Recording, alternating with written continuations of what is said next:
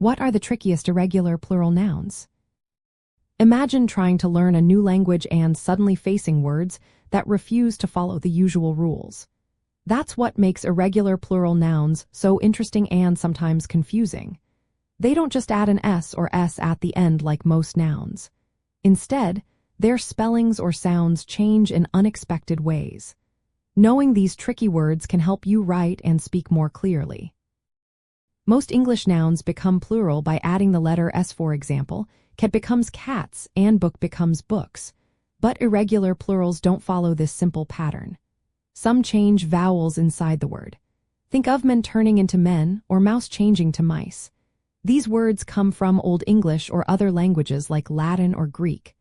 For example, the word woman becomes women and goose turns into geese.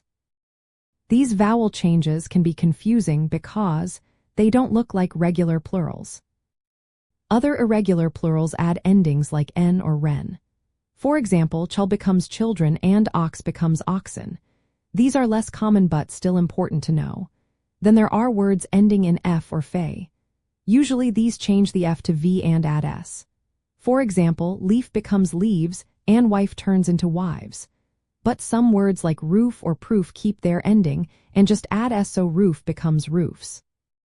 Some nouns ending in o can be tricky too. Many add s, like potato turning into potatoes or hero becoming heroes. But some just add s, like piano becoming pianos.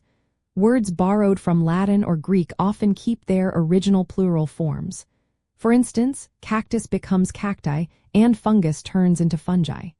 These words follow different rules because of their language roots. Not all nouns change in the plural. Some stay the same. Think of deer, sheep, or fish. Whether you're talking about one or many, the word stays the same. But if you're talking about different species of fish, you might say fishes. Compound nouns can also be tricky. When they become plural, sometimes only the main word changes. For example, attorney general becomes attorneys general, or mother-in-law turns into mothers-in-law. Sometimes, entire phrases get pluralized by adding s, like back and forths.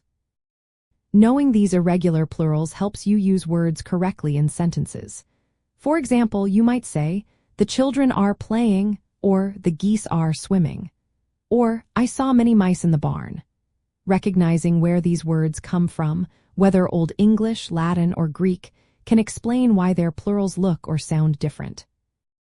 In short, the most confusing irregular plurals are those that change vowels, add unusual endings, or stay the same in plural form.